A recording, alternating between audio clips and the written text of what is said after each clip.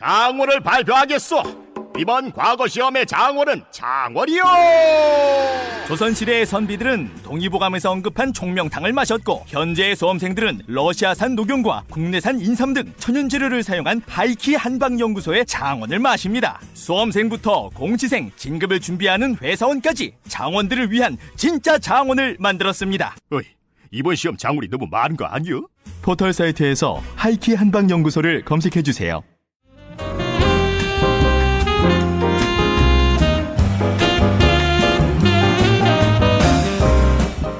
그러면 이제 두 번째, 양원적 의식에 대한 첫 번째 증거 모델로서 뇌의 구조에 대한 것과 연관시켜 볼게요.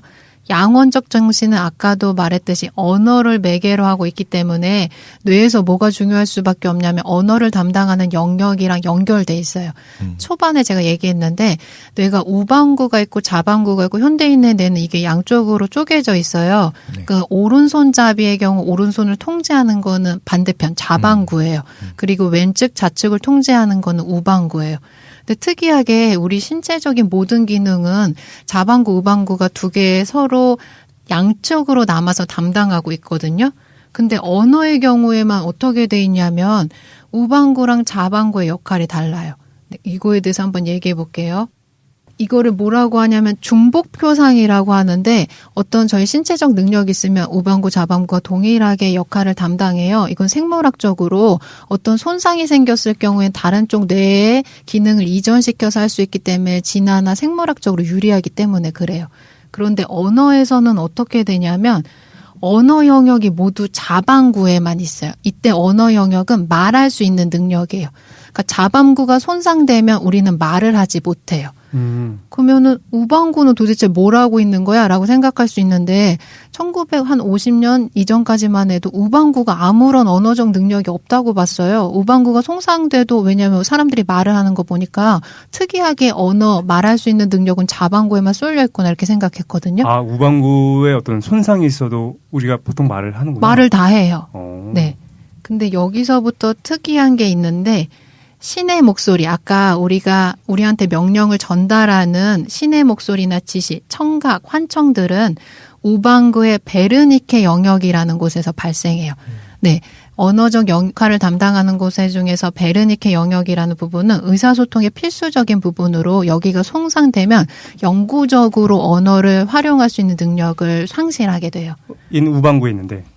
아, 우방구, 자방구에 다 있어요. 아, 베르니케 영역이? 네네. 근데 심리학 할 때 그 브로카 영역, 베르니케 영역 맞아요. 이 두 개를 보통 이야기하죠, 사례로. 네. 근데 우방구의 베르니케 영역은 말하는 거랑 연관 있는 게 아니에요. 의사소통할 수 있는 것들의, 그러니까 언어를 생성하기는 해요.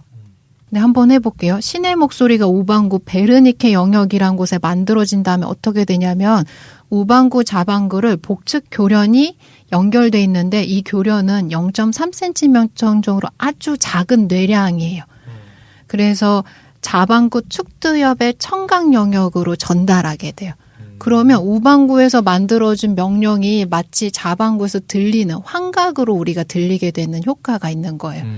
근데 이때 어떤 게 일어나냐면 인간이 처리하는 정보들이 많아질수록 우방구에서 정보를 생성하게 되는데 이거를 아까 복측 교련 0.3cm로 이제 통과시키려면 어떤 정보 데이터들을 압축해야 된단 말이에요. 그걸 효과적으로 전달할 수 있는 게 언어인 거예요.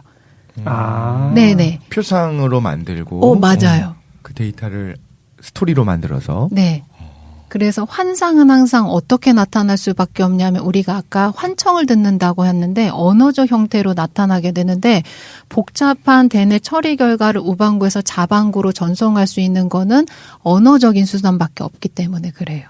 무슨 말인지 알겠네. 네. 그러니까 뭔가 예를 들어가지고 무선으로 음악을 들어야 돼. 네, 맞아요. 그런데 그거를 옮길 수 있는 방식이 예를 들어서 뭐 블루투스라는 그 형식밖에 없다. 그럼 그 형식의 특성에 따라서 뭐 음질의 전환이 있겠지. 네. 마찬가지로 지금도 우뇌와 좌뇌에서 언어 소통을 하기 위해서는 언어화, 그러니까 소통을 하기 위해서는 언어화되는 과정이 있어야 된다는 거구나. 네. 근데 아까 말한 게 뭐냐면 자뇌가 말하는 기능을 담당한다고 해서 이게 인간적인 역할을 대행하는 부분이에요. 우뇌는 뭐를 하냐면 신적 역할을, 맞아요. 지시나 명령. 그러니까 어떤 종합적인 데이터나 맥락에 대한 정보 처리를 만들어내는 게 우뇌예요. 자뇌는 분석적이고 그 지시를 따르는 것들을 수행하는 역할을 해요. 그럼 두 가지 뇌의 역할 차이를 조금 이야기해 볼게요. 첫 번째, 두 방구 모두 언어를 이해할 수 있는 능력은 있어요. 우방구는 말은 못하지만 언어를 이해할 수 있는 능력이 있어요. 그래서 자방구가 손상된 환자들한테 책을 읽게 하면 이 사람이 책에 대한 내용을 이해를 해요. 그래서 읽은 내용을 지시해봐라고 하면 책에 나와서 뭐 냉장고에 대한 설명이 있다? 그럼 냉장고의 그림을 가르칠 수 있어요. 어쨌든 말은 지금 못하니까. 하지만 말은 못해요. 네. 실어증.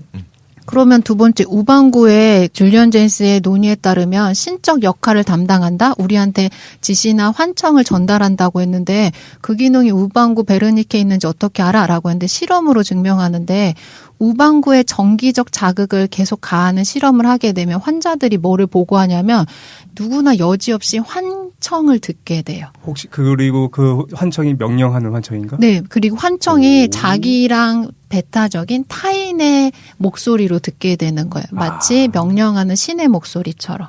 어이고. 네. 그 다음에 세 번째. 두방구는 아까 말한 것처럼 신의 역할을 담당하고 인간의 역할을 담당하려면 두방구? 자방구, 우방구 두 가지 방구가 양원적인 그 능력이 독립적으로 활동해야 되는 거예요. 근데 중복적으로 활동하면 안 돼요. 이걸 어떻게 활동할 수 있냐면 예를 들어 이런 경우로 생각해 볼 수 있어요. 아까 우방구, 자방구를 연결하는 게 복측교련이라고 해서 연결하는 다리가 있어요. 이게 그 절제되는 환자들이 있는 거예요. 그거를 횡교연 절제 수술이라고 하는데 우방구에서 처리한 자극이 자방구로 넘어가지 못해요. 그럼 이 사람들은 우방구에서 인식은 하지만 뭐를 못하냐면 말을 못하는 거예요.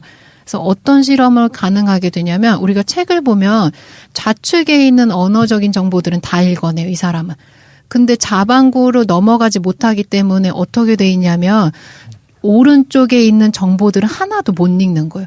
그리고 이 사람들이 바라봤을 때는 오른쪽에 정보 자체가 없다고 생각돼요. 그냥 무의 공간인 거예요. 왜냐하면 인식 자체가 아예 안 되니까. 그러면은 그런 소리를 안 듣겠죠? 근데 이걸 어떻게 확인하냐면 아까 독실님 말하셨는데 우방구에서 처리하는 정보를 인식하고 있다는 걸 확인할 수가 있는 거예요. 예를 들어 이 사람한테 냉장고라는 거 아까 말한 것처럼 단어를 보여주고 그림을 지목하라고 하면 그림을 지목하고 예를 들어 더러운 것을 없애주는 도구 이런 복잡한 의미를 전달하는 문장을 보여줘도 비누라는 사진을 가르쳐요.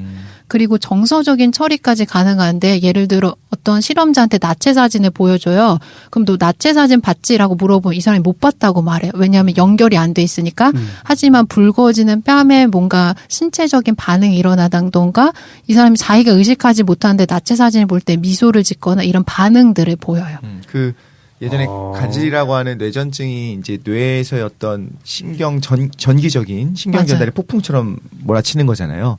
그게 이제 좌뇌에서 발생한 것이 우뇌까지 간다든가 우뇌에서 발생한 게 좌뇌까지 가게 되면 신체 전체의 통제권을 잃어버리고 이제 심각한 경우에 이거를 한쪽에서 전기 폭풍이 발생하더라도 다른 뇌로 넘어가지 않게 하기 위해서 뇌량 절제술을 하기도 해요. 그치 옛날에 그 영화도 있잖아. 뻐꾸기 둥지 위로 날아간 생각. 거기서 이제 뇌량 절제술 하지 않나? 그래서 지금 말씀하신 거는 뇌량 절제술을 했을 경우에 어떤 일이 벌어지는지를 이제 말씀을 하시는 것 같고. 어쨌든 우방구, 자방구의 기능 차이 설명해 주신 거죠. 그러니까 우방구는 최순실처럼 지시하고 명령하고 느끼고 잠깐만 이건 진짜 적절하게 느껴진다 왠지. 욕망하는 기능인 거고. 오늘 내 이 드림 나올 줄 알았어. 이 명령과 지시를 받아서 꼼꼼하게 녹취하고 적는 그 비서관들이 있지 않았습니까? 그걸 언어화시켜서. 듣다 보면 어떤 생각이 드냐면 이건 말도 안 되는 생각인데 마치 세포 안에 미토콘드리아가 들어와서 이제 우리가 공생 관계를 형성하게 된 것처럼 진핵생물 안에 뇌도 사실은 둘이 독자적으로 있는 것처럼 느껴지는 거야. 오, 맞아요. 느낌이 좀 그렇지 않아요? 완전히는 아닌데 어느 정도 분리되어 있는데 이 둘은 서로 사실 의사소통을 해야 돼. 두 개의 뇌가. 근데 걔도 그 의사소통하는 채널이 정해져 있어. 근데 그 채널은 굉장히 그 정보 전달 속도가 그렇게 빠르지 않기 때문에 압축을 해야 되고 그게 언어적인 형태로 물론 우리가 밖으로 발화하는 형태의 언어랑은 다르겠지만 아무튼 데이터를 압축해서 주고받는 거다. 이렇게 하면 뭐가 신기한 것 같죠. 근데 이게 그 아까 말씀했던 양원적 정신이랑 뭔 상관이에요? 네. 이게 두 가지 뇌의 역할이 다르잖아요. 네. 그러니까 줄리안 제이슨은 우방구를 신적 역할을 담당했었다고 보고, 그러니까 원시 상태에서 우리 문명 초기 단계에서는 자방구가 인간, 수행하는 역할을 담당했었다고 봐요. 지금은 이제 뇌에 대한 그 연구들이 많이 진행돼서 줄리안 제이슨 때만 해도 초기에는 이런 연구들이 없어서 줄리안 제이슨을 추론을 한 거예요. 우방구에서는 신적 역할을 담당할 수밖에 없는 거는 어떤 종합적인 정보를 처리하는 기능을 담당할 거다라고 본 거예요. 근데 실제로 우리가 요즘에는 우방구에서 종합적인 거를 처리하고 자방구는 분석 능력을 담당하고 있다라고 이제 증명하잖아요. 그것처럼. 그리고 우방구에 대한 종합적 처리 능력이 뭐랑 똑같냐면 신은 지금까지 경험했던 거를 토대로 미래를 예언하잖아요. 나중에 뭐가 생길 거다? 이거는 종합이랑 추론 능력이 있어야 가능하거든요. 그리고 자기가 이렇게 생각해낸 정보들을 처리해서 자방구로 이동시키는 거죠. 언어라는 수단을 통해서. 그렇죠. 네. 그리고 패턴화하는 능력 자체에 가장 중요한 걸 뭐라고 보냐면 인간의 표정을 인식할 수 있는 능력이라고 봐요. 이걸 우방구에서 처리한다고 보거든요. 자방구는 사람의 하나하나 이목구비밖에 인식을 못해요. 그래서 저도 책을 인식만 하는 거죠, 걔네. 맞아요. 저도 책을 읽다가 신기한 실험이 있었는데 이렇게 사진을 보면 두 가지 그림이 있는데 어느 표정이 웃고 있는 것 같아요? 두 명 그림? 금방 보고. 지금 이게 어떤 그 책에 나와 있는 이미지를 김도인이 저희한테 보여주고 있는데 사람 얼굴 두 가지거든요. 그냥 두 개가 지금 대칭이거든요. 네, 맞아요. 근데 저는 보자마자 아래 거는 웃는 것 같고 위에 거는 안 웃는 거. 맞아요. 진짜 남들도 거꾸로 그렇게 느껴? 네. 나도 그렇게 느끼는데. 왜 그러냐면 그 두 명의 사진 모델이 있는데 좌우 대칭으로 한쪽 그림은 왼쪽이 웃는 상이에요. 오른쪽은 찡그리고 있고 두 번째 그림은 왼쪽이 찡그린 상이고 오른쪽이 웃는 상인데 사람들이 봐서 그런가? 맞아요. 사람들이 인식할 때 우방구에서 종합적 정보를 처리하기 때문에 똑같은 좌우 대칭 그림인데 왼쪽이 웃고 있는 상을 웃는 모습이라고 인식하게 돼요. 근데 난 이거를 아랍 사람들한테도 해봤으면 좋겠어. 왜냐면 그 좌우 뇌 때문이 아니라 우리는 왼쪽에서부터 글을 읽어나가잖아요. 근데 아랍 쪽은 오른쪽에서부터 읽는다며. 그럼 제가 다음 시간에 돌고래와 아랍인을 데려오는 걸로. 두 명은 힘드니까 아랍에 있는 돌고래를. 이 이미지는 이게 나중에 있으려나? 아니요, 사진으로 찍어서 올리셔도 좋을 것 같아요. 저희가 없는 걸로 한번 올려보도록 어쨌든 계속 반복되는 얘기가 그러니까 우반구가 소위 말하는 창조와 융합 기능을 하네요. 네. 융합 기능, 창조 기능. 네. 좌뇌는 분석하고 실행하는. 네. 혹시 이거 좀 헷갈리실 수 있을까봐 약간 지금 미리 말씀을 드리면 이렇게 구분이 돼 있는 건 맞아요. 그런데 이건 이렇게 생각하면 될 것 같아.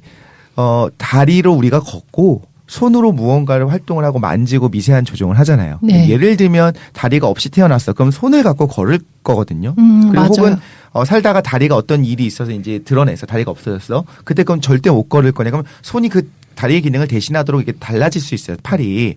그런 것처럼 실제로 잔해가 문제가 생겨서 그 잔해가 괴사가 됐었던 경우에 우뇌가 잔해의 기능을 떠받게 돼서 어느 정도 회복되는 경우도 있어요. 그러니까 여기서는 모든 부분들이 정상적인 경우에 이렇게 분업화가 되어 있더라라는 걸 얘기하는 거고 그렇기 때문에 예를 들면 이 부분이 잔해의 어떤 발달이 제대로 안 됐든가 아니면 문제가 생겼을 때 그 영구적인 손상이 나타나게 되고 이건 도저히 회복 불가능하냐 하면 그건 아닐 수도 있다는 건 우리가 알아둬야 될 거고 이런 경우는 너무 특별한 경우이기 때문에 지금 도인이 말씀하시는 부분은 그러니까 일반적인 정상적인 범주의 사람들의 경우에 이렇다라는 거죠. 맞아요. 그러면 이 사람의 양원적이라고 지금 부르는 게 이 두 좌우반구랑 연결이 되는 거예요? 네, 좌우반구랑 연결돼요. 좌우반구가 좀 많이 분리되어 있는 상태를 얘기하는 건가요? 아니, 일반적으로. 지금 독신님 말씀해 주셨던 것처럼 제가 시간이 없어가지고 그걸 뺐는데 독신님 너무 정확하게 말씀해 주셨거든요.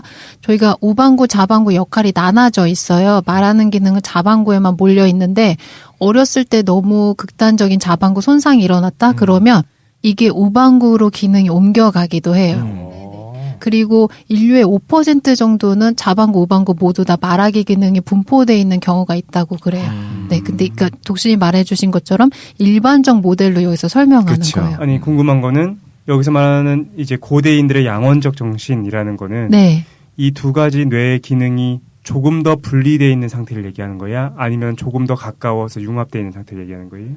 분리되어 있어요. 현대인에 비해서 더 분리되어 있는 거예요? 네, 그리고 뭐가 안 되냐면 의식이 없는 상태잖아요. 네. 그러니까 우방구에서 처리하는 정보를 일방적으로 그냥 명령 형태로 듣는 것뿐이에요. 의식이 없는 이유가 생리학적인 이유인 거예요? 아니면 반대인 거예요? 문화적인 이유인 거예요? 문화생리학적인 이유인데 지금 그러니까 현대인의 뇌를 설명해 보면 자방구에 의해서 우방구 억제가 일어나요. 우방구에서 처리하는 정보를 100% 우리가 받아들이지 않는 거예요. 그러니까 우리가 어떤 결정할 때 의식에서 결정을 하잖아요. 그때 우리가 선택지를 늘어놓는단 말이에요. 과거 양원적 의식을 가지고 있는 인간들은 선택지가 없는 거예요. 우방구에서 처리된 정보가 전달되면 100% 그냥 실행하기만 하는 사람들인 거예요. 좌방구에 의해서 우방구 억제가 일어나지 않는 사람들. 어쩌면 굉장히 효율적이고 편리했겠다. 그렇죠. 신유인성 스트레스라는 게 없는 거예요. 갈등 상황이 없으니까. 시키는 대로 하는 거니까. 네, 맞아요. 그러니까 뭐 의식이 있다라고 얘기할 수도 없다. 네. 여기서 의식이 오늘날 이야기하는 어떤 개인적인 그 자유의지와 어떤 개인적인 취향이나 이런 걸 다양성을 갖추고 이런 의식이 존재한다고 우리 현대인들이 흔히 생각을 하는데 그렇죠. 네. 네, 고대의 정신세계는 그런 개념 자체도 없었다. 네. 그리고 마지막 세 번째, 그럼 그게 왜 갑자기 고대에서 그런 특징이 생겨났어 이렇게 설명할 수 있는데 아까 독실님이 말해주신 것처럼 뇌가 가소성이 있어서 그런 거예요. 우리가 지금 말하는 단위가 있다. 역사로 사례를 들게 되면 그 만년 단위로 진행되게 되거든요. 그 과정에서 뇌는 가소성의 특징이 있기 때문에 새로운 환경에 유동적으로 적응하기 위해서 이렇게 아주 오랜 시간에 걸쳐서 누적이 있으면 이런 변형이 일어날 수 있다라고 보는 거죠. 네. 어쨌든 그런 것도 있을 것 같아요. 그러니까 사실 신석기인들의 뇌나 아니면 지금 현대인들의 뇌나 사실은 크게 바뀐 게 없다 물질적으로라고 얘기하는 게 지금의 진화 심리학에서의 기본 전제잖아요. 네, 맞아요. 그런데 우리가 이렇게 볼 수도 있을 거야. 근데 진화 심리학이나 뭐가 됐든 어쨌든 소프트웨어의 발전에 대한 얘기는 하기가 좀 어려운 것 같아요. 왜냐하면 물질적인 증거들로 봐서는 그 안에서의 소프트웨어가 어떻게 지금 기능하는지를 얘기하기가 좀 어려우니까. 근데 내가 듣기로는 여기서 말하는 건 어떻게 보면 소프트웨어적인 발전을 얘기하는 것 같기도 해요. 네. 그 안에서도 뭐 어떤 진화가 있었겠지. 근데 하드웨어가 같이 가야 될 거예요. 왜냐하면 정말 소프트웨어만이라고 한다면 지금 이 문명에서도 지금 이 우리 21세기를 사는 사람들 중에서도 어떤 집단은 양원적인 어떤 의식 세계를 가진 집단이 있을 수 있어야 되거든요. 제대로 된 언어가 없는 집단이 있다면. 있을 수도 있죠. 어딘가에. 저는 지금 청문회에 많이 계시지 않습니까, 여러분들? 집단으로 나와 있는 것 같던데. 오드리 문이 풀리고 있어 지금. 어쨌든. 네, 그래서 난 그 기원 설명한 거 아니야. 21세기 대한민국이 고대 인류의 뇌를 가진 사람들에 의해서 통치받고 있었다. 그랬군요. 네. 근데 실제로 현재도 잔존하고 있다고 봐요, 줄리언 제인스는. 네. 지금도 잔존하고 있다? 네, 그리고 그게 가장 어떻게 보면 슬플 수도 있겠는데 스트레스를 해소할 수 있는 가장 좋은 일인 거죠. 누군가 지시하고 누군 그냥 따르기만 하는 거죠. 신경 쓰지 않아. 그러니까 이렇게 봐야 되는 것 같아. 그러니까 뭐 예를 들어서 양원적 정신을 0, 현대인의 정신을 100. 그래서 0과 100의 변화로 보면 안 되고 스펙트럼. 그렇지. 양원적 정신은 뭐 예를 들어서 뭐 45, 38 뭐 이 정도였던 거고 현대인들 같은 경우는 뭐 65 이렇게 바뀌었다라고 봐야 된다는 거지. 네, 그리고 그 정도 차이는 아까 말한 것처럼 그라데이션인 거예요, 그냥. 그렇죠. 네. 알겠습니다. 그리고 좌우뇌가 그 분리되어 있는 거에 대해서 보통 사람들이 살짝 잘못 알고 있는 부분이 있어서 정정을 좀 하면 왼쪽 눈으로 들어오는 정보가 우뇌로 가고 오른쪽 눈으로 들어오는 정보가 좌뇌로 간다고 생각하기도 하거든요. 그건 아니고. 아니요? 왼쪽 눈의 왼쪽 시야의 정보가 우뇌로 가요. 그리고 오른쪽 눈의 왼쪽 시야가 우뇌로 가. 그래서 왼쪽 눈이 오른쪽으로 가는 게 아니고 왼쪽 시야가 오른쪽으로 가는 거예요. 가운데를 중심으로. 두 눈으로 보는데 그 중에서 왼쪽 시야가 시야에 보이는 것들이 가는 거다. 그렇죠. 양쪽 눈의 왼쪽 시야가 우뇌 쪽으로 가고 양쪽 눈의 오른쪽 시야가 좌뇌로 가는 거죠. 왜 그렇게 만들었습니까? 하나님의 작품입니다. 그러니까. 그럼요. 한 눈으로 만들지. 한 눈으로. 사이클롭스라고 하나? 이제 저희가 이야기가 좀 굉장히 길어지고 복잡해졌는데 어쨌든 고대인의 정신세계의 특성으로 양원적 구조 얘기를 해주셨고 네. 그렇죠. 그 내용 중에 하나가 소위 말하는 그 현대인들은 사실 이해하기 힘든데 좀 종교적인 경험들 생각하면 딱 좋을 것 같아요. 일단 한청이나 환시가 들리고 거기에 대해서 별로 고민하지 않고 그대로 따라가려고 하는 어떤 일종의 경향, 정신적인 경향. 그런 특성들을 보이는 내면의 상태가 있는데 그거 이제 양원적 정신 구조 이렇게 규정을 하는 것 같고 네. 그 어떤 내 신경생리학적인 어떤 근거로서 좌뇌와 우뇌 기능 차이 설명을 해주신 거죠. 네네. 네, 그리고 고대인들은 아마도 이 두 가지가 좀 관계가 멀리 있었던 것 같고 우뇌의 기능이 오늘날 인간들처럼 억압되지 않은 상태였다. 네. 오케이. 많은 것들이 해명이 되고 있습니다. 재밌네. 네, 이런 걸 어려워하는 사람들이 있는 것 같아요. 무슨 말이냐면은 이게 선천적으로 이런 얘기가 잘 받아들이기 어려운 사람들이 실제 있거든요. 왜냐면 신에 대한 얘기, 뭐 종교적인 뭐 어떤 거에 대해서 되게 단순하게 처리하고 싶어하는 사람들이 있는 거야. 야 그런 건 없어. 무슨 말도 안 되는 얘기하고 처리하고 싶은 사람들이 있는 것 같은데 사실은 그거는 난 어떻게 생각하냐면은 어떤 복잡성, 세계의 복잡성을 이해하기 벅차하거나 어려운 사람일수록 세상을 좀 단순하게 보고 싶어 하거든. 그런 거 없어라고 무시하고 싶어 하는 거야. 네. 그런데 그렇지 않은 것 같아. 무엇인가 좀 복잡한 세계를 이해하기 위해서 조금 세분화적으로 해석해보고 이해해보려 노력해야 되는 과정이 필요한 것 같은데 사실 이 분야가 그런 것 같거든요. 지금 의식이나 어떤 의식의 기원에 맞아요. 대해서 하는 얘기가 네. 어떻게 보면은 무슨 물리적인 근거가 있느냐. 네. 그렇게 얘기할 수도 있겠지만 생각해보면 우리한테 발생되고 있는 현상이잖아. 어떤 종교적 체험이나 아니면 이런 것들이 환시나 그거에 대해서 해석해보려고 했다는 점에서 나는 흥미롭고 네. 재미있는 것 같습니다. 네. 또 계속 한번 해보죠. 네. 그러면 제가 지금 양원적 정신 혹은 문명의 특징에 대해서 개괄적으로 하고 두 번째 이거를 뇌의 신체적인 특징이랑 연결시켜서 설명해 봤어요. 후반부에는 이거를 이제 문명적인 특징이랑 연결시켜서 설명해 보도록 할게요. 네, 이제 문명은 조금 구체적 사례들이 나오기 때문에 재밌을 거고 바로 이제 문명적인 역사 사례로 들어가기 이전에 앞서서 양원적 문명이 어떻게 기능하게 되었는지 개괄적 설명부터 하고 들어갈게요. 네네. 첫 번째 아주 핵심적부터 후려쳐서 말하면 양원적 문명은 인간이 우리 누구나 알고 있잖아요. 체렵하는 집단 문명에서 농경의 정착 문명으로 돌아섰다. 거기에서 이거를 사회 통제하는 효과적인 메커니즘으로 작용하게 돼요.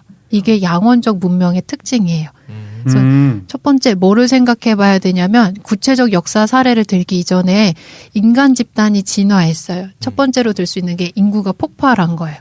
그러니까 여러 가지 동물들의 그 형태들이 있는데 인간은 영장류에 속하기 때문에 뭐를 하냐면 먹잇감이 될 수 있는 약자에 속하는 동물군들은 무리 생활을 해. 혼자 독자적으로 다니지 않고. 그렇죠. 그래서 인간도 이제 무리 생활하고 인간이 보통 사회적 존재다 이렇게 하는데 무리의 범위를 결정하는 게 의사소통의 범위라고 봐요. 네네. 의사소통이 가능한 범위까지만 그 집단이 무리를 형성할 수 있게 되는 거예요. 네. 그래서 인간만 하는 거죠. 인간도 그렇고 무리 생활하는 영장류도 그렇고. 영장류까지. 네. 그래서 구체적으로 사례를 들면 고릴라들은 20마리 정도가 무리의 집단 규모라고 봐요. 네. 그래서 우두머리가 은빛털을 한 몸집이 큰 순놈이라고 보는데 이 순놈을 중심으로 새끼 고릴라 그다음에 여자 고릴라 죄송합니다. 암컷 고릴라들이 이제 무리 20명을 이루어서 생활하게 되고 반경이 60m를 벗어나지 않는다고요. 그다음에 다른 의사소통이 가능하니까. 그리고 다른 수컷들은 그 주위를 그냥 어슬렁어슬렁 배회하는 형태예요. 그다음에 인간의 사례를 들면 200만 년 전에 수렵 채집을 하던 인간 집단의 규모는 30명을 안 벗어났다고 그래요. 아, 그랬겠죠. 네네. 그게 의사소통의 범위라고 생각하시면 200만 년? 200만 년 전을 우리가 인간으로 보나 그때도? 일단 뭐가 생겨나야 되냐면 인간 집단이라는 거를 우리가 구성하거나 그 범위가 확장되려면 언어라는 게 발생을 해야 되는 거예요. 그렇죠. 뭐 카톡을 보내려면 뭐가 있어야 되니까. 네. 그러니까 줄리온 제이슨 되게 특이한 제안을 하는데 언어학자들은 대부분 인간이 원시인이든 현대인이든 지금 사용하는 것처럼 어휘군이 많은 건 아니지만 완벽한 언어 형태를 가지고 있었어라고 제시를 해요. 근데 줄리온 제이슨은 그럴 거라고 안 봐요. 원시 상태 인간들은 뭐만 있었냐면 거의 신호체계 하는 의사 전달만 가능하고 지금 우리가 구사한 세련된 방식의 언어적인 사용은 후대에 들어와서 생겨났다고 보거든요. 당연히 그러겠죠. 네. 그 시점을 어떻게 보냐면 언어가 진화한 시점을 기원전 7만 년에서 8천 년에 이르는 후기 홍적기라고 봐요. 이때가 빙하기가 계속 생성되다가 없어지다가 하는 시간이기 때문에 온도 변화가 커서 세계적으로 뭐가 일어났냐면 동물이랑 인간들이 대규모로 이동하는 그 사건이 발생하게 돼요. 그러니까 환경적으로 굉장히 급변하는 시기잖아요. 네. 그러니까 이전까지 쓰던 것과 다른 어떤 언어적인 특징이 발생했을 거다라고 보는 거예요. 구체적으로 한번 들어볼게요. 이때 왜 후기홍적계 언어가 발달할 수밖에 없냐면 인간들이 대이동을 하면서 어디로 가냐면 북쪽 지방으로 나아가는 거예요. 근데 이때 북쪽 지방은 빛이 상대적으로 적어서 시야의 바운더리가 되게 좁아지는 거예요. 그러면 기존까지는 뭘만 하고 있었냐면 소리 내는 걸로 의사소통이 다 가능해요. 이걸 첫 번째 단계 지향적 소리내기라고 하는데 그냥 소리 질러서 말하는 거예요. 내가 의사를 전달하고 싶은 수신자가 어떤 행동을 할 때까지 계속 소리 지르는 거예요. 어이, 채씨! 오이 이렇게. 네네, 맞아요. 원숭이 집단이 막 꿀꿀 해서 이렇게 하고 맞아요. 뛰어놀고 하는 것처럼. 네. 그것만으로도 의사소통이 가능해졌는데 후기홍적계 대규모 이동을 해서 환경이 급변한 지역으로 나아가게 되면 어떤 게 가능하냐면 멀리 오고 가까이 오는 거에 식별이 안 되는 거예요. 그러면 가까이 있는 동료들한테 그걸 알려줘야 돼요. 그럼 거리를 나타낼 수 있는 어떤 지시어들이 발생하게 되었다라고 보는 거예요. 그 꿀벌의 민주주의 할 때는 꿀벌 같은 경우에도 거리를 알려주기 위해서 팔자춤을 추는 데 있어서 어떤 크기라든가 빈도라든가 이런 것들을 조절했잖아요. 네. 이런 것처럼 우리는 우리 과거 조상들은 언어를 할 때 그 언어가 발전할 수밖에 없다. 이런 의미 변형어라고 하는데 그것들이 단어 형태로 나타나는 게 아니고 소리의 강도로 인해서 나타나게 되는 게 그렇죠. 기원전 4만 년까지 지속됐을 거라고 봐요. 그러니까 멀면은 그냥 오 이렇게 하다가 가까워지면 점점 이렇게 이렇게 할 수도 있겠지. 오, 네. 독실의 어울립니다. 성대모사. 좋습니다. 그 호랑이가 가까워서 갑자기 나타나요. 그럼 금박하니까 강도를 세게 했을 거라고 사례를 들어요. 그래서 뭐 와히 막 이렇게 사례를 들면 멀리서 호랑이가 어슬렁어슬렁 온다 그러면 와 호랑이 묘사인가요? 사람 묘사인가요? 호랑이를 발견한 그 원인이. 네네. 호랑이를 발견했을 때 가까이 온다 그러면 다시 한번. 와히 뭐 강하게. 아까 똑같은데? 이 의식의 기원 체계. 네네. 와히라고 돼 있군요. 아, 이거 알겠습니다. 근데 멀리서 온다 그러면 와후 이렇게 할 수 있다는 거죠. 와히 이거랑 와후 이거랑. 이런 건지 모르겠어요. 근데 사례가 그렇게 돼 있어요. 이거를 이제 지시어들이라고 그래요. 근데 이제 그 다음에는 어떤 게 나타났을 거냐면 명령어가 등장하는 거예요. 직접적으로 행동의 전환을 이끌 수 있는 거. 예를 들어 뭐 날카롭게 깎아라, 뭐 빠르게 뛰어가라 이런 식으로 구체적인 지시어들이 생겨났을 거라고 봐요. 이분이 너무 고상한 분이라 제가 봤을 땐 욕이 먼저 태어나지 않았을까. 나 이 새끼 이러면서 그렇게. 네. 채씨 뭐 하는 거야 이러면서 이런 시읍비읍 이런 거.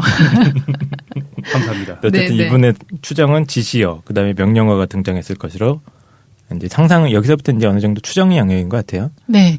그리고 이제 지시어들이랑 명령어들이 등장하니까 뭘 했을 거냐면 인간들이 이거에 맞춰서 도구들을 제작하는 거예요. 자기가 언어를 쓸 수 있다는 거는 그거에 대한 인식이 가능하다는 거니까 예를 들어 날카롭게라는 뭐 명령어를 쓸 수 있게끔 됐어요. 그러면 기원전 25,000년까지 갑자기 도구들이 급작하게 많이 발생하게 돼요. 날카로운 뭐가 이렇게 가른 무기다던가 가른 뭐 그릇들 같은 것들. 언어가 발생하기 전에도 날카롭게 갈 수는 있었겠죠. 근데 이제 얘가 날카롭게 간 거를 예를 들면 삑이라고 하는 언어로 이렇게 1대1 대응을 시키지 않으면 후대로 연결이 안 되는 거예요. 네. 계속적으로 후대에 뭐 내 자녀들이라든가 이걸 이렇게 좀 퍼져나가게 하려면 그 지시한 대상과 1대1 매칭이 돼야 되니까. 그렇죠? 맞아요. 그 다음에 이제 이렇게 해서 인구가 급작하게 늘어남에 따라서 언어 이동이 되면서 언어 사용을 일단 먼저 했어요, 인구가. 그 다음에 뭐를 하게 되냐면 정착하게 되면서 인구가 폭발하는 거예요. 그 전까지는 어떤 구체적인 명사들은 없었어요. 왜냐하면 30명 정도만 바운더리를 가지고 사니까 이 개개인별로 이름을 인식할 필요가 없는 거예요. 그냥 식별이 가능한 상태니까. 근데 갑자기 인구가 급증함에 따라서 뭐가 가능해졌냐면 한 사람 한 사람을 구별해야 되는 필요성이 드러나게 된 거예요. 그러면서 이름에 대한 명사들이 생겨나게 돼요. 이게 시기적으로 기원년 10,000년에서 8,000년 사이라고 보거든요. 그러니까 온난한 기후가 이제 시작되게 되니까 정착된 삶으로 이행하던 인류는 인구가 안정적이면 당연히 인구 폭발이 일어날 거고 집단 성원이 많아져서 명사가 개별자의 이름을 지칭하게 돼요. 여기서 뭔가 획기적인 문명의 전환이 일어나는데 뭐가 일어나게 되냐면 부족 성원들은 이 사람이 죽은 다음에도 얘를 기억할 수 있는 거예요. 왜냐하면 이름을 알고 매칭이 있어요. 되어 있거든 지금 네. 이제는. 그때부터 뭐가 가능해지냐면 제사나 제례 의식이 발달하게 돼요. 이전까지는 얘가 죽으면 눈앞에서 없어지면 사라지는 거예요. 기억할 수 있는 수단이 없는데 명사, 이름들을 기억하고 있으면 얘가 사라져도 얘가 영원한다는 의식이라고 보기는 어렵지만 얘를 계속 생각해낼 수 있기 때문에 종교 의례가 발달하게 돼요. 네. 아직까지 양원적 의식인 건가요, 그럼? 네, 양원적 의식으로 이제 나아가고 있어요. 나아가고 있다고요? 네, 그 지금 양원적 의식. 아예 양원적인 것도 아니고 아무것도 아니었고. 그냥 원숭이 상태에서 양원 상태로 나가는 거죠. 이 언어를 사용하기 시작했으면 이미 좀 된 거 아니에요? 네. 그래서 지금 독실님 말한 것처럼 이때부터 어떻게 되냐면 소리 언어가 필요성이 대두되게 돼요. 왜 그러냐면 이전까지 30명이 살 때는 그냥 일을 서로 지시할 수 있는 거예요. 네. 그러니까 뭔가 장기적인 업무가 불필요한데 인구 구조가 폭발해서 사회 성원들이 많아지게 되면 제가 예를 들어 일하러 떠나요. 그러면 어떤 지시를 듣고 먼 지역까지 나가서 일을 해야 되는데 그거를 계속 기억할 수 있는 언어적 수단이 없으면 일을 장기적으로 하기가 어려운 거예요. 예를 들어 덕실님이 저한테 뭐라고 하면 김도인 가서 3km 정도 걸어간 다음에 강에다가 그물을 쳐놓고 와 이랬는데 제가 가는 도중에 까먹던가 아니면 일하다가 그거를 까먹었어요. 그렇죠. 계속 그거 일을 할 필요가 없는 거예요. 그러니까 어떤 필요성이 대두되게 되냐면 소리 언어가 과제를 이행하는데 굉장히 효과적이에요. 이때는 자기가 그물을 쳐야지 이렇게 기억하는 것보다는 어떤 신적 명령으로 강제적으로 내려오는 게 계속 지속적인 과대한 과제를 하기에 수월한 거예요. 그래서 이거를 뭐로 사례를 드냐면 우리가 당시에 재료나 이동하기도 굉장히 어려운데 대규모의 축조 기술들 같은 것들이 일어나잖아요. 그런 게 뭐가 가능하냐면 거의 자동기계처럼 명령에 따르는 상태가 계속되면 지속되는 과제를 지치지 않고 스트레스 없이 할 수 있다는 거예요. 그러니까 여기서 8,000년까지 말씀하셨으니까 네. 아마 뭐 피라미드 같은 거대한 것들이 굉장히 오래전이잖아요. 그때쯤 금방을 얘기하는 것 같아요.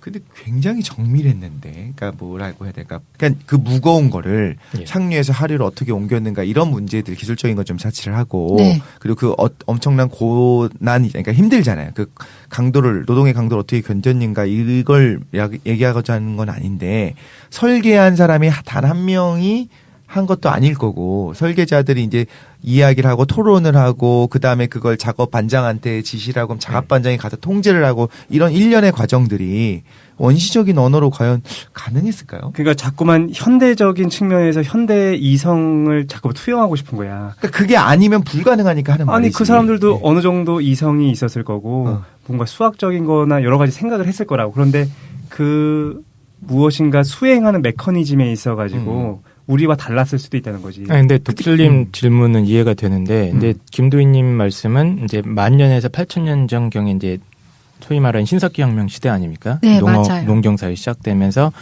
그게 쭉 발전해 가면서 언어가 점점 정밀해졌다 이 얘기잖아요. 네, 맞아요. 그러니까 독실님 의문은 충분히 해결이 될 것 같아요. 그러니까 조악한 상태였던 건 아니고 언어가 이제 점점 정교화되면서 뭐 고유명사나 추상명사들이 발달해가는. 그러니까 독실이가 얘기하는 그 거는 단계. 그 8,000년 이전에도 이미 어떤 수학적이거나 언어가 매우 정밀했어야 된다. 그럴 수도 있죠. 그럴 거라고 생각을 하는 거죠. 그게 아니면 그러니까 적당한 수준의 집, 뭐 벽돌 쌓는 거라든가 동굴에다가 뭔가를 저장을 한다든가 뭐 심지어 가벼운 수준의 어떤 농사라든가 이런 것들이 다 가능할 것 같아요. 근데 생각보다 높은 정밀도를 보이기 위해서는 그러니까 약간 지금 기계거든요. 드론을 시키는 것 같은 느낌인 거야. 아니, 그렇지 않다니까. 그러니까 잘 생각해 보면은 독실이가 자꾸만 이성적인 것과 의식의 메커니즘을 좀 헷갈려 하는 거야. 아까 전에 우리가 전혀 근거가 없지만 소크라테스의 아까 다이몬을 생각해 보자고. 그러면 얼마 안 된 사람 아닙니까? 그런데 소크라테스가 어떻게 행동하냐면은 내면에서 목소리가 들려서 그걸 수행하려고 한 사람이라고 우리 가정해 보자고. 그러면 소크라테스가 이성이 없는 사람인가? 아니면은 기계나 드론 같은 존재인가? 아니잖아.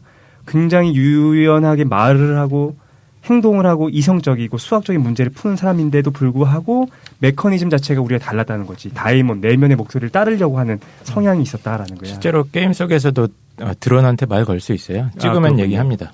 그건 그래요. 하면서. 그러니까 어쨌든 뭐라고 생각해야 되냐면은 언어의 발전 단계라고 해가지고 그때 언어가 지금처럼 세밀하고 정밀하지 않았다고 해서 그들의 이성이 낮았거나 기계거나라고 볼 수는 없는 것 같아요. 그러니까 되게 중첩적으로 네, 문제는 뭐가 있냐면, 그러니까 지금 8,000년이었으니까 사실 피라미드보다는 좀 한참 전이기는 해요. 피라미드는 뭐 5,000년 정도, 4,000년, 5,000년이라고 잡으면. 그런데 어떤 거는 한두 명의 설계자가 가능한 게 아니라 집단 지성이 필요할 때가 있어요. 그러니까 이걸 얘기하는 거야. 우리 뇌에서 개개인의 뇌를 이야기할 때도 자뇌와 우뇌를 연결하는 그 뇌량의 그 공간이 0.3cm 너무 작기 때문에 복잡한 정보를 한 번에 전달할 수가 없기 때문에 우리가 내면의 언어를 사용해서 우뇌에서 자뇌로 정보를 전달한다고 했잖아요. 그런 것처럼 어느 정도 이상의 복잡성을 가지고 세련된 형태의 언어가 발생하기 전에는 한계가 있을 수밖에 없다는 거야. 그게 우리랑 형태가 달랐을 거야라고 얘기하는 거 당연히 다른 건 이해를 하지. 우리가 뭐 복잡한 하나하나의 뭐 색깔을 구분한다든가 무슨 곱셈을 하고 루트를 씌우고 뭐 이런 것들을 루트는 했을 수도 있겠다. 이런 걸 얘기하고자 하는 건 아닌데 네. 집단 지성이 어느 정도 이상이 폭발하려면 필수 불가결한 수준의 언어와 어떤 자아 구성 능력이라고 해야 될까요? 이런 것들이 필수적이지 않겠냐는 거죠. 글쎄요. 근데 나는 그 언어 사용 능력이랑 지능과 지금의 의식의 메커니즘이라는 것이 꼭 동시에 발전하는 건 아닌 것 같아서. 언어가 훨씬 더 단순한 형태임에도 불구하고 지금 정도의 아니 언어가 매우 복잡함에도 불구하고 어떤 양원적 구조의 의식적 메커니즘을 가질 수도 있고 반대로 언어가 매우 아직은 언어가 좀 단순했겠죠. 사실. 네네. 그리고 어쨌든 한번 좀 더 들어보도록 합시다. 네, 좀 들어봐. 이게 사실 왜냐면 다 추측이라서 우리가 그리고 쭉 그라데이션이 있는 거지 무자리듯이 끊어지는 게 아닙니다. 네네. 들어보도록 합시다. 그러면 제가 아까 양원적 그 역사의 특징 들어가기 이전에 앞서서 뭘 했냐면 그 문명이 발전하기 위해서 인구가 일단 증폭됐을 거고 네. 그 과정에서 뭐가 일어나면 언어적인 변화, 그다음에 언어적인 새로운 생성이 일어났을 거다. 그런 게 일어났어요. 그러면 실제로 역사 사례를 한번 구체적으로 들어보도록 할게요. 네. 2016년으로 돌아옵니까? 네네. 아니요. 죄송합니다. 그건 네. 내년에. 그건 내년에. 양원적 역사를 기원적 9,000년부터 2,000년까지 잡아요. 네. 기원전 2,000년까지. 기원전 2,000년. 실제로 기원전 3,000년까지 가면 뭔가 이렇게 변환이 일어나거든요. 근데 이제 양원적인 역사가 9,000년에서 2,000년까지 유지되었다. 한번 그 세 가지 특징으로 설명해 볼게요. 양원적 역사에는 세 가지 특징이 반드시 들어가는데 첫 번째 신들의 집이라는 게 반드시 있어요. 신들의 집. 네.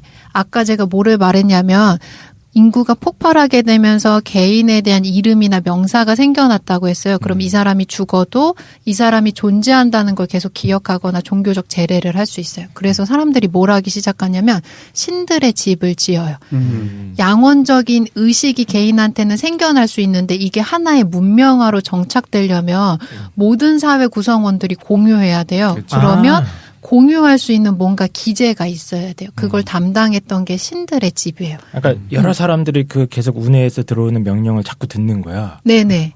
근데 야, 그거에 너도 대한 들었냐? 나 들었는데? 야, 이거 우리 잘 모셔야 될 것 같아. 해서 뭔가를 만드는 거. 네네. 외부에 뭐 어디서 우리한테 동시에 뭐 쏘나보다. 네네. 그걸 이제 외부의 신전처럼 만들어낸 거죠. 그래서 양원적 역사에서 항상 뭐가 들어가 있냐면 인간의 모습을 한 인형이 들어있는 건물이 마을이나 도시 중간에 항상 있어요. 근데 지금 보면 우리도 도시 지을 때 항상 뭐 교회나 이런 신전 건물 짓잖아라고 하는데 이게 양원적인 문명의 형태를 본받은 사례라고 봐요. 네. 근데 이게 첫 번째도 어떻게 되냐면 그때는 진짜 시체나 뼈다귀를 모아서 모셔놓은 거예요. 근데 이게 세련화되니까 어떻게 되냐면 이제 동상이나 이런 것들로 대체하게 돼요. 네. 근데 이게 저희는 너무 익숙하잖아요. 우리 항상 관광지 같은 데 가면 동상 같은 거 서 있고 미라나 이런 것들 모셔놓은 신전이 있으니까 당연하잖아라고 생각하는데 이전까지는 죽은 사람을 모셔서 뭔가 건물에다가 놓는 것 자체가 없었던 거예요. 생각해보니까 좀 이상한 거구나. 네. 그래서 이게 이제 처음으로 발생되는데 구체적인 역사 사례를 들어볼게요. 예전에 깡쌤이 하신 적도 있는데 에리코에서 우루라고 해서 중성기 말부터 최근까지 인류가 집단 거주 계획을 세우게 되면 항상 신전과 관련이 있어서 기원전 7,000년대 문명으로 한번 예를 들어보면 에리코 신전이 있어요. 이 경우에는 작은 주거물들로 둘러싸여 있는데 신전이 항상 실제 크기는 인형이 뭔가 갈대 같은 데 의자로 만들어서 그 위에 앉혀져 있는 형태로 드러나게 돼요. 그리고 그 옆에는 뭐 12개 인간의 두개골을 회반적으로 본떠서 눈 부위에다가 막 조개 껍질을 붙여놓고 이런 장식들이 드러나게 돼요. 기원전 6,000년에도 드러났는데 에리두 지역에서는 이거 지구라트의 기원인데 진흙벽들로 위에 단을 신전을 세워놓고서 이때는 어떻게 해야 되냐면 중앙에 긴 방 끝에는 우상을 세워두게 돼요. 실제 뼈다귀가 아니고. 그리고 그 맨 한쪽 다른 편 끝에는 뭔가 봉헌할 수 있는 제문을 올려놓는 제단이 있었어요. 네. 이 지구라트 기원 좀 특이한 게 그 지역이 확대되다 보니까 어떤 게 있었냐면 멀리서도 사람들이 관찰할 수 있는 뭔가 환각에 대한 우상이 있어야 되는 거예요. 그러니까 마을 사람, 그 나라에서 전체 사람들이 보면 아 저기에 모셔져 있는 우상, 왕이 우리한테 지시를 내린다라는 거에 문화적인 기제를 공유할 수 있게 돼요. 이게 예전 최 사장님 하셨던 올맥 마야 문명에서도 드러나거든요. 예. 아메리카 최초 양원적 문명이라고 하는데 올맥과 마야인데 이때는 시기적으로 기원전 500년경이에요. 올맥 피라미드를 발견하면 이 중에서 한번 방송에서 나온 적이 있었어요. 테오티후아칸 신들의 맞습니다. 장소라는 신들의 집이 네. 여기에는 이집트 피라미드보다 규모가 훨씬 더 큰데 사방 200m 정도거든요. 높이가 20층 건물보다 높다고 해요. 그다음에 사용된 흙이 300만 톤에 이르러요. 그럼 우리가 상상하기가 어려워. 저런 거 도대체 어떻게 만들었어? 근데 양원적 문명을 가진 사람들은 그 명령체계 전달에 의해서 받아요. 그리고 나중에 제가 설명할 건데 이때는 300만 톤? 네, 300만 톤. 왜요? 흑벽돌이 들어가니까. 가능한 거? 아니 그 당시 인구를 또 지금처럼 생각하면 안 되거든요. 그 집단 자체의 규모 자체가 그렇게 크지 않았을 거고 많아봐야 2만 명, 3만 명 수준이었을 것 같아요. 테오티후아칸이었나요? 테오티후아칸? 맞아요. 네. 테오티후아칸 같은 경우에 2만 명은 아니고 한 20만 명 정도 됐기 때문에 그 노동력은 충분했던 것 같아요. 엄청 그 대도시네 20만 명이면 그 당시에. 그렇죠. 양원적 문명이 현대 남아인 게 정신분열증 환자들이랑 조금 비슷하게 생각할 수 있다라고 보는데 이 환자들의 특징이 뭐냐면 피로도를 안 느끼는 거예요. 시민성질하는 스트레스이기 때문에 저희가 노동 강도랑 상관없이 피로도를 심하게 느끼잖아요. 근데 시민성 질환이 발생하지 않으면 피로도가 아무리 노동 강도가 세도 현대인들이 받는 것보다 약하다고 봐요. 그러니까 놀랍게도 뭐 피라미드가 됐든 그 어떤 신전이 됐든 과도한 일을 할 수 있는 상태가 되는 거죠. 그게 이제 양원적 그러니까 네. 소위 이때 뭐 저도 고문원 시대로 나누면 이때 뭐 신화 시대라고 하지 않습니까? 보통. 네. 근데 이제 이런 신전 건축들이 요즘 같은 경우에 이제 뭐 헌금이 너무 많이 모이면 이제 그걸로 뭐 부동산도 하고 하니까 짓지 않습니까? 그렇습니다. 예, 근데 이제 그때 당시의 신전이나 이런 것들은 사실은 양원적인 이 정신 세계를 공유했던 공통된 경험을 했던 사람들이 만들 수밖에 없는 어떤 건물 구조였다는 거네요. 네, 맞아요. 중국 쪽에도 있어요, 사례가 혹시? 이건 줄리언 제임스는 중국 쪽이나 동아시아 쪽의 사례는 분석을 잘하네요. 예, 네네, 서구 중심으로 봐요. 근데 이제 뭐 예를 들어서 피라미드에 대해서 요즘에 그런 얘기가 있잖아요. 피라미드 지었을 때 노예가 지었다. 힘들게 노예가 지은 거다라는 얘기가 있고 최근에는 노예가 아니라 어떤 자유민들이었다라는 얘기도 있는데 네. 전혀 다른 방식일 수도 있다는 거야. 이 사람들이 약간 어떤 신의 음성을 들어서 그리고 정신분열증적인 그거와 동일하진 않았겠지. 근데 어떤 독특한 특성 때문에 지을 수도 있었겠다. 그 신의 역할을 하는 게 사실 파라오였던 건 맞고. 네. 그래서 막 우리 얘기했었잖아요. 그때 막 뭐 어젯밤 술을 많이 마셔서 안 나왔다 이런 것들을 막 써놨다고 했잖아요. 그런 네. 낙서들이 있고 최초의 어떤 뭐라고 하죠? 노사 어떤 협약들이 이루어지기도 그런 것도 하고 파업도 있었고. 근데 정말 양원적이시기라면, 그러니까 제가 뭘 얘기하고 싶은 거냐면 이 집단 전체가 굴러가는 방식이 양원적 집단이식 상태였다면 인정을 하겠어요. 네. 그러니까 예를 들면 사제 집단이라든가 귀족 집단이 지시를 하고 그 다음에 이제 아래쪽에서 평민들이 그걸 따르는 형태라면 그건 하겠는데 개개인의 의식 자체가 양원적이었을 거다라고 하는 게 너무 어려운 거예요. 그걸 이해하기가. 그러니까 받아들이는 게 어려운 맞아요. 게 아니라 그러니까 정도차로 봐야 되는 것 같아. 그거는 이제 계속 이해를 하지. 그라데이션이 있다는 거는 뭐 처음부터 이해하고 있었으니까. 그럼에도 불구하고 이런 주장을 한다는 거는 현대랑 비슷한데 지금보다 조금 더 컸던 거다가 아니고 은근히 이 주장 자체는 굉장히 세거든요. 지금 내용이. 지금보다 훨씬 더 양원적인 거에 가까웠다를 얘기하는 거니까 뭐 예를 들면 지금 3대 7이라면 그때는 7대 3, 8대 2 정도였을 거다. 뭐 이런 식으로 해야 이해할 수 있는 것 같아서. 네. 근데 생각해보면 현대인의 어떤 의식적 상태 아니면 메커니즘을 정확하게 그 기원전 5,000년이나 10,000년 전에 있었던 사람들한테 부여하는 것 자체가 사실은 더 근거 없는 거예요. 그건 그냥 그렇죠. 선입견이나 그냥 전제를 했을 뿐이고. 그렇죠. 그러니까 오히려 그라데이션을 이해 못하는 건 최 사장님이에요. 그러니까 제가 지금 이야기하는 걸 듣고서 현대랑 똑같다고 얘기하는 건 아니에요. 근데 지금 아니고. 여기서 양원적인 건 너무 충격적인 게 지시를 하고 단순히 따랐다인 거예요. 사실 양원적 의식이라고 하는 거는. 근데 그런 그 문구들, 피라미드를 건설하던 4,500년 전에, 5,000년 전에 건설하던 사람들이 썼던 문구들이나 이거 파업을 했다는 거나 도망을 갔다든가 배가 아파서 화장실 가느라 못 왔다 이런 것들은 좀 양원적 의식에서 나타날 수 있는 문구들이 맞느냐라는 생각이 드는 거죠. 독실님의 그 질문이 의미가 있는 게 저희가 말할 때는 이런 원리로 설명하니까 딱 이렇게 떨어지는 거지만 실제로 말하신 것처럼 이 양원적 역사 시기도 9,000년에서 기원전 2,000년으로 잡잖아요. 그러면 그 과정에서 계속 변동이 일어나고 이 사람이 기원전 3,000년이 되면 획기적인 변화가 일어난다고 보거든요.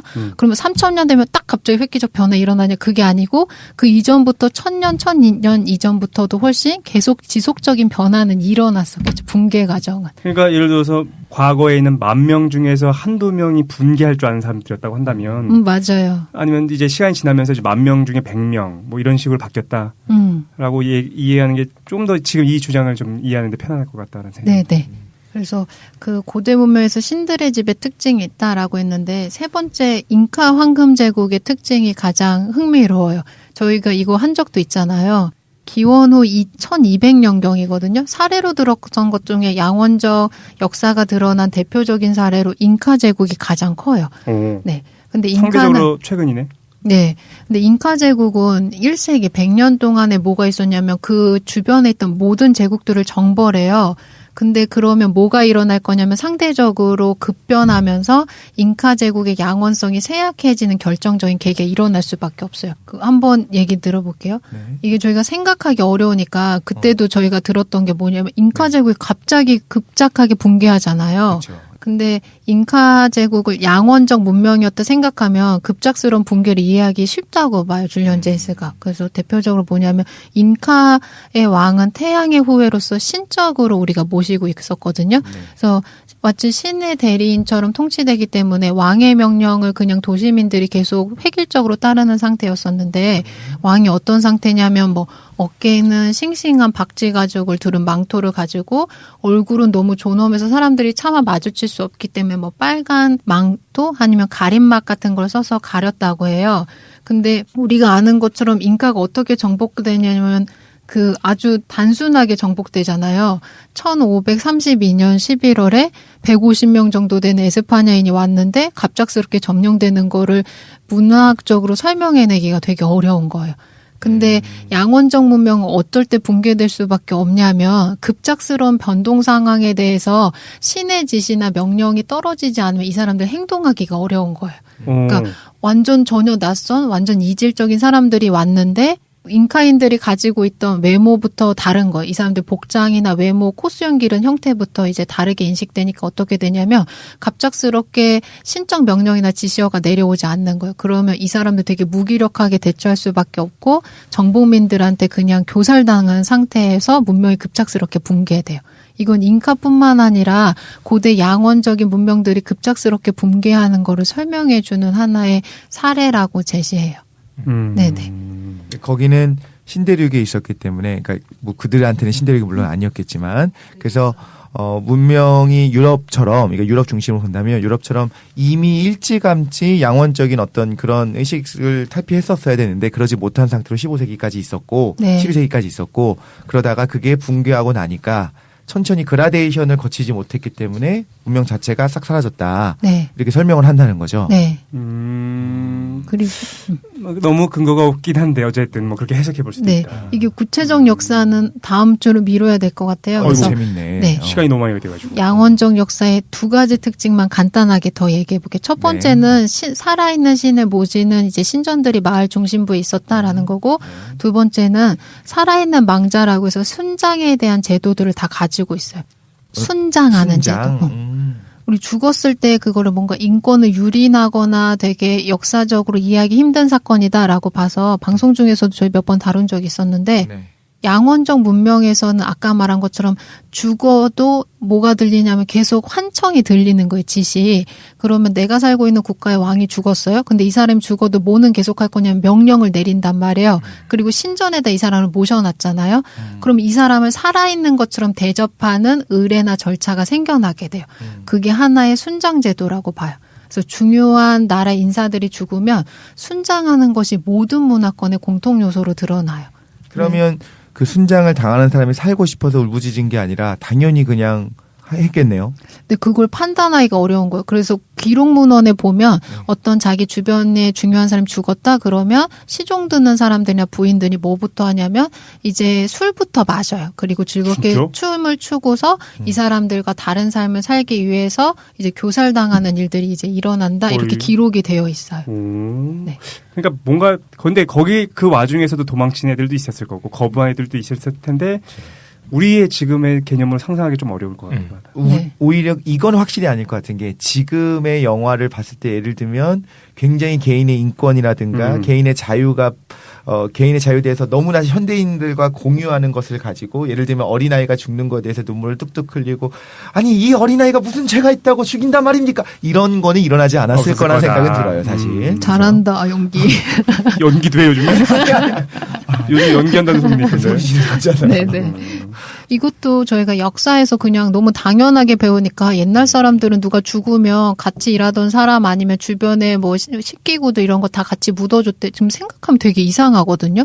죽은 사람인데 옷가지들이나 그리고 어떤 게 계속 드러나냐면 기원전 7에서 1000년까지는 죽은 사람 옆에 음식 항아리를 같이 묻어요. 그러니까 이 사람이 마치 살아있는 것처럼 대접하는 것들이 유지되고 뭐 저희 예전에 말한 것처럼 중국 상나라 같은 은나라에선 순장제도 기원전 1200년경 기원전 8에서 300년 사이에 마야 왕국들도 죽으면 어디 이렇게 무덤가에 묻히는 게 아니고 그냥 원래 살던 집안의 뜰 안에다가 그냥 살아있는 것처럼 모시는 그런 풍습들이 생겨나요.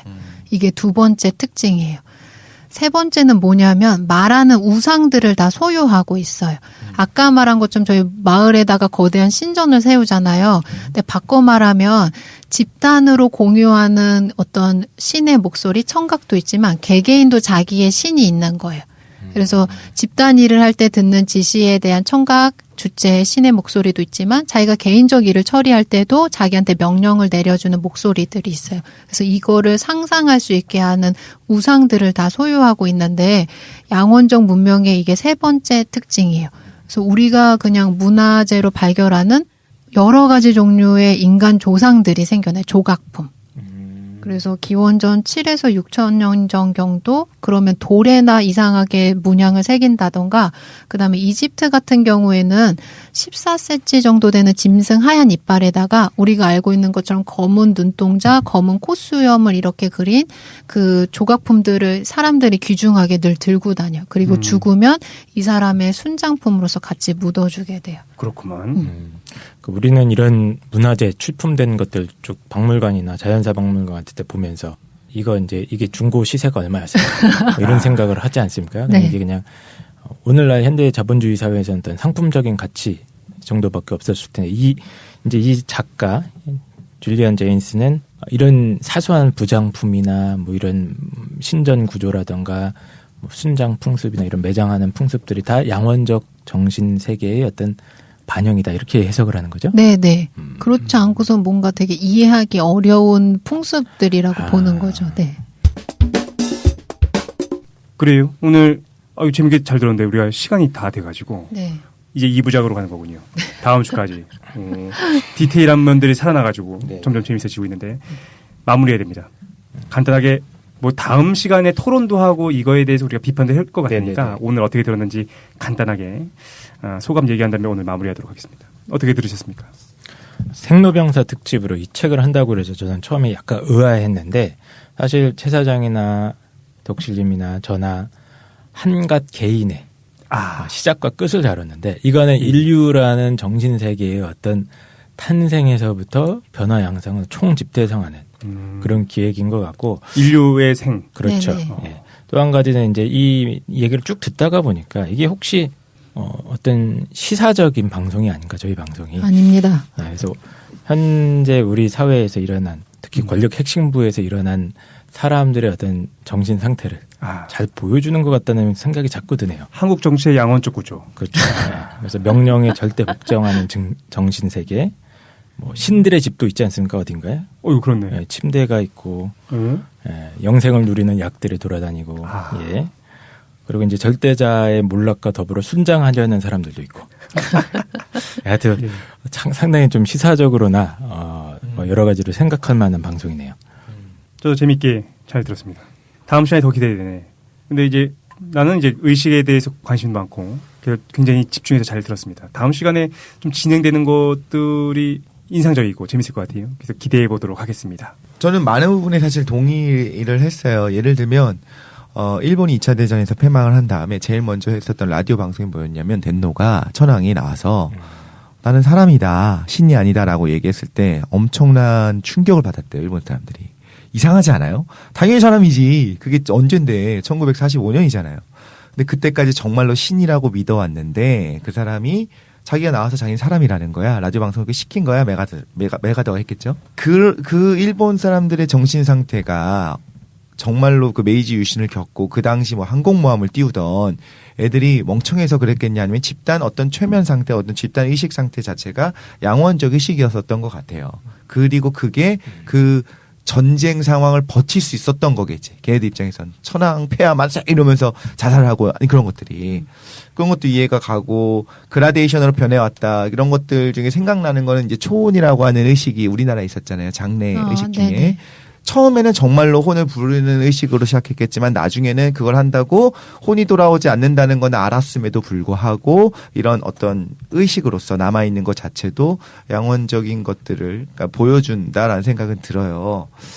그리고 저도 동의하는 게 전 이제 영화 중에서 영린이었던 것 같아요. 그 영화를 보면서 어떤 생각을 했냐면 거기 있는 뭐 여자애가 있어요. 여자애가 해경궁 홍씨였던 것 같으니까 확실하진 않아요. 해경궁 홍씨한테 우리들의 목숨은 중요하지도 않단 말입니까? 당신들 막 그러면서 이게 대사를 날리는 걸 보면서 너무 황당했던 것 같아. 그때 의식 수준에서는 나는 나의 생명은 중요하고 내 생명권과 뭐 재산권과 이런 거에 대해서 그 해경궁 홍씨한테 그런 이야기, 그러니까 생각 자체가 달랐을 것 같은 거예요.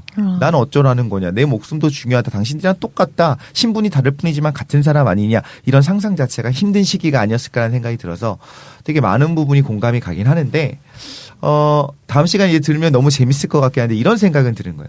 이 주장이 어떤 주장을 강화하는 예들을 나열을 하고 이걸 강화할 수 있는 문헌의 해석을 하고 또 강화하는 어떤 그럴듯한 과학적 설명들을 나열하고 있는 책이라는 생각이 들어가지고 근데 왜 그 어떤 부분이 불편한 거냐면 개인의 의식 자체가 양원적이었기 때문에 가능하다라고 하는데 그 양원적 의식은 물론 그라데이션이 있고 스펙트럼이 넓겠습니다만 신경생리학적인 설명인 거예요.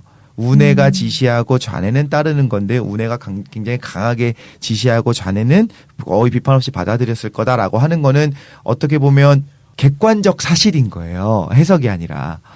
그래서 과연 그럴까? 이런 강한 주장을 하기 위한 과학적 근거들이 충분할까라는 생각이 들어서 다음 시간에 대한 큰 기대를 하고 있습니다. 하지 마. 있겠지 뭐. 있으니까 주장을 했겠지. 네. 다음 시간을 기대하겠습니다. 재밌을 것 같아요. 오늘은 여기서 마무리하도록 하죠. 수고하셨습니다. 수고하셨습니다.